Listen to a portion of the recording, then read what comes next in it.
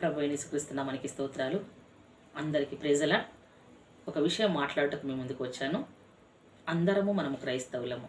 అందరం ఉదయకాలం లేవగానే పరిశుద్ధ గ్రంథాన్ని చదువుతాము, ప్రార్థిస్తాము కదా.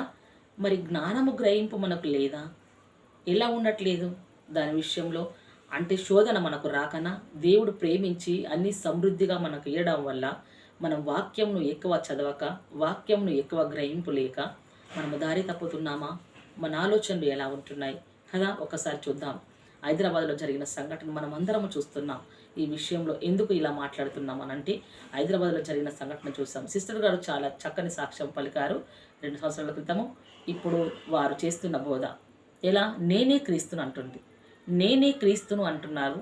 అనడమే కాదు, ఆ సిస్టర్ నా కాళ్ళు మొక్కండి అని అంటుంది మాట్లాడి. ఎలా ఉంది? నైట్ మీద కూర్చుంది అని కాళ్ళు మొక్కించుకుంది. ఇంకో ప్లేస్లో కూర్చొని ఇంకో ఏమంటుంది? నేనే కునుకను నిద్రపోయి మిమ్మల్ని కాపాడువాడని నేనే చెప్పి ఉన్నాను అంటుంది. మాట్లాడకు, నేను మాట్లాడాలని నువ్వు అనుకుంటున్నావు, మరలా భయపడుతున్నావు ఎందుకు అని గద్దిస్తుంది. మళ్ళీ ఇంకో చోట కూర్చొని మెట్ల మీద కూర్చొని ఇంకో రకంగా, భోజన బల్ల దగ్గర కూర్చొని ఒక రకంగా కదా. భోజన పదార్థాలు బలి అర్పించిన వాడు తినవచ్చు అని తింటున్నది.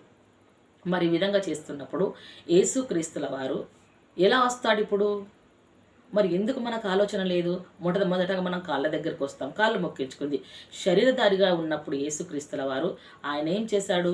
శిష్యుల కాళ్ళు కడిగాడు. కానీ ఆయన కాళ్ళు మొక్కించుకోలేదు కదా. ఆయన కాళ్ళు మొక్కించుకోవాలంటే, ఆయన గుడులు మేడలు కట్టించుకోవాలంటే ఆయనకు అవకాశం లేదా? ఆయన రాజకుమారుడు, ఆయననే రాజాతి రాజు కదా.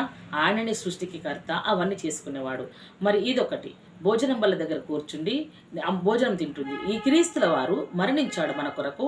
మరణించి మహిమ శరీరంగా ఆయన వెళ్ళిపోయారు కదా. ఆయన వెళ్ళిపోయి ఇప్పుడు వచ్చేటప్పుడు యేసుక్రీస్తుల వారు ఎలా వస్తున్నారు? యూదా గోత్రం సింహం వల్ల వస్తాడు. మహిమతో వస్తాడు ఆయన కదా. మహిమతో వస్తాడు, పరలోక సమూహంతో వస్తాడు. మరి ఆయన వచ్చి ఆకలి తీర్చుకుంటున్నాడా ఇప్పుడు? అంటే ఆయన మేఘము ఎప్పుడు వచ్చా? ఆయన సింహాసనము యూదా గోత్రపు సింహము ఎలా వచ్చాడు? ఆయన ఎప్పుడు వచ్చిండు? ఆయన కడబుర ఎప్పుడు మోగింది? కడబుర మ్రోగినట్లయితే అందరు ఇక్కడే ఉన్నారు భక్తులు, నీతిమంతులు ఎత్తబడతారు కదా, కొందరైనా ఎత్తబడతారు కదా. జరగలేదే, అది జరగలేదు. అంటే వాక్యం సెలవిచ్చింది అంత్యక్రీస్తు వస్తాడు, జాగ్రత్తగా ఉండండి. అక్కడ ఉన్నాడు క్రీస్తు, ఇక్కడే ఉన్నాడు క్రీస్తు అని చెప్తారు. మీరు వారి మాటలు నమ్మకండి. క్రీస్తు రాకడ ఎలా ఉంది అంటే దొంగ వచ్చినట్లు వస్తాడు. మీకు ఎవరికి తెలియదు, కుమారుడికి కూడా తెలియదు అంటాను వాక్యం సెలవిస్తుంది. ఎవరికి తెలియదు? కుమారుడికి కూడా తెలియదు, తండ్రికి మాత్రమే తెలుసు ఆ రాకడ వాక్యం సెలవిస్తుంది. మనము నమ్ముతున్నది ఎవరిని? దేవుడు వాక్యము నమ్ముతున్నాం. దైవజనులు నమ్ముతున్నారా?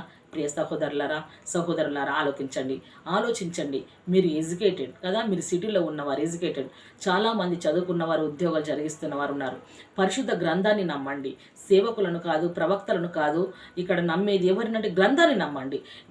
పరిశుద్ధ గ్రంథము సత్యవాక్య గ్రంథము కదా, సత్యవేద గ్రంథము కదా, సత్యవాక్కు గ్రంథం. కాబట్టి ఆ సత్యమును ఎవరు బోధిస్తున్నారో, సత్యమా కాదా వాక్యమును అని తెలుసుకొని మీరు ఆ మందిరాలకు వెళ్ళండి. మీ ఇంటి దగ్గర ఉన్న మందిరాలకు వెళ్తున్నాము అనుకుంటున్నారేమో. ఇంటి దగ్గర ఉన్న మందిరానికి మీరు వెళ్ళేదానికంటే దేవుడు వాక్యంకు ఎంత దగ్గరగా ఉన్నారో ఆ మందిరంకు 10 కిలోమీటర్ల దూరమైనా సరే, 20 కిలోమీటర్ల దూరమైనా సరే, అప్పుడు మీరు వెళ్ళండి మీ కుటుంబాన్ని తీసుకొని. ఎందుకంటే ఒక్కరోజు మీరు వెళ్ళి ఆ 20 కిలోమీటర్లు వారం రోజులు ఆత్మీయకంగా మీ కుటుంబాన్ని మిమ్మల్ని నిలబెడుతుంది. ఎందుకు? అపవాది చేతిలో పడకుండా, ఈ మార్గములు అశ్చాయిసుడు వంకర మార్గాల్లో మనం తిరగకుండా మనం క్రీస్తు అక్కడ ఉన్నాడంటే మన హృదయంలో వేగిరపడి వెళ్ళకుండా ఏం కావాలని వెళుతున్నారు మీరు లోకంలోకి? యోహాను గారి దగ్గరికి పరిగెత్తారు ప్రజలు. అప్పుడు అన్నారు, అడవుల్లోకి ఎందుకు వెళ్తున్నారు? రేళ్లను చూడడానికి, ఏర్కొనడానికి వెళ్తున్నారా మీరు అన్నాడు యేసుక్రీస్తుల వారు. అనలే, యేసుక్రీస్తుల వారు ఉండా కూడా ప్రజలు పరిగెత్తారు. అంటే మనం ఇక్కడ ఏం నేర్చుకోవాలి క్రైస్తవులం అనంటే, ప్రవచించడం తప్పని కాదు, ప్రవచించినప్పుడు ప్రవచనం నెరవేర్చబడాలి, అది వేరు. కానీ ఇక్కడ క్రీస్తును నేనే అన్నప్పుడు క్రీస్తు ప్రజలు ఎలా ట్రోల్ చేస్తున్నారు? ఆడక్రీస్తు వచ్చింది అంటున్నారు. క్రీస్తుని ఎంత అవమానపరుస్తున్నాం. ఇక్కడ సిస్టర్ గారు కాదు అవమానపరిచేది, సిస్టర్ కాదు. ఇక్కడ ఎవరైతే ఎడ్యుకేటెడ్ ఉన్నారో, ఎవరైతే వెళ్తున్నారో వారిని చూడడానికి, వారిని నమ్మారో ఆ 300 మంది అమాయకులు అంటారా? వారిని తెలిసిన వారంటారా, తెలియని వారంటారా? వాక్యము తెలియక అపవాది వల్ల వారు పడ్డారు అనుకుందామే. కానీ కొంతమంది ఉంటారు కదా, అది ఆ మార్గము తప్పు అని వారిని బోధించవచ్చు కదా, వారి నుంచి విడిపించాలి కదా. కానీ అలా జరగలేదు. ఇంతకు ముందు కూడా కాలాలలో ఇంకా కొంత ముందు కాలంలో చూసినట్లయితే చాలామంది నేనే క్రీస్తును అన్నారు. వారు లేరు, ఇప్పుడు భూమి మీద వారు లేరు, వారు చనిపోయారు. వారి గురించి మనకు అనవసరం. కానీ ఇప్పుడు ఈ సమయంలో ఇలా జరుగుతున్నప్పుడు ఇప్పుడు కాలం అతి వేగంగా పరిగెడుతున్నది. అతి వేగంగా పరిగెడుతున్నప్పుడు క్రీస్తులో ఉన్న విశ్వాసి ఎందుకు వాక్యంలో పరిగెత్తలేదు? దేవుడు వాక్యం సెలవిస్తుంది. దేవుని వాక్యం వేగంగా పరిగెడుతుందని వాక్యం సెలవిస్తుంది. కాలముకు మించి వేగంగా క్రైస్తవుడు వాక్యంలో పరిగెత్తాలి. కాలముకు మించి క్రైస్తవుడు ఆత్మీయతలో పరిగెత్తాలి. అప్పుడు తన ఆత్మీయతను, తన కుటుంబాన్ని వాక్యంలో ఆత్మను నిలబెట్టుకోగలుగుతాడు. ఎలానో తెలుసా? కాలం ఎంత వేగంగా పరిగెత్తితే మానవుడు అంత వేగంగా ఉరుకుతున్నాడు. ఎక్కడికి వెళ్తున్నాడు? ఆయన పరుగు, ఉరుకు, ఆలోచన విధానం ఏమి తెలియకున్నది. కానీ క్రైస్తవుడికి కొన్ని నియమాలు ఉన్నాయి. ఆ నియమాలను బట్టి మనం క్రీస్తులో చూసినట్టయితే క్రీస్తును చూడాలి. క్రీస్తు ఏమి చెప్పిండో చూడాలి. లోకము ఎంత వేగంగా పరిగెత్తినను సరే, ప్రజలు లోకస్తులు ఎంత వేగంగా పరిగెత్తినను సరే, క్రీస్తులో ఉన్నామనుకుంటున్నాం. మనము క్రీస్తు వాక్యములో వేగంగా పరిగెత్తాలి. క్రీస్తు ఆత్మలో వేగంగా పరిగెత్తాలి. అప్పుడు ఆత్మను మనల్ని మనం కంట్రోల్ చేసుకోగలుగుతాం. వాక్యం ఇది అప్పుడు మన ఆత్మ మనకు నెమ్మది కలిగిస్తున్నప్పుడు మన ఆత్మ చెప్పిన మాట మన శరీరం వింటుంది. ప్రాణాత్మ శరీరాలు మనము ఆయన బలిపీఠం చెంత పెడతాం కదా, అప్పుడు లోబడుతుంది. ఎందుకు ఇలా పరిగెత్తుతున్నారు?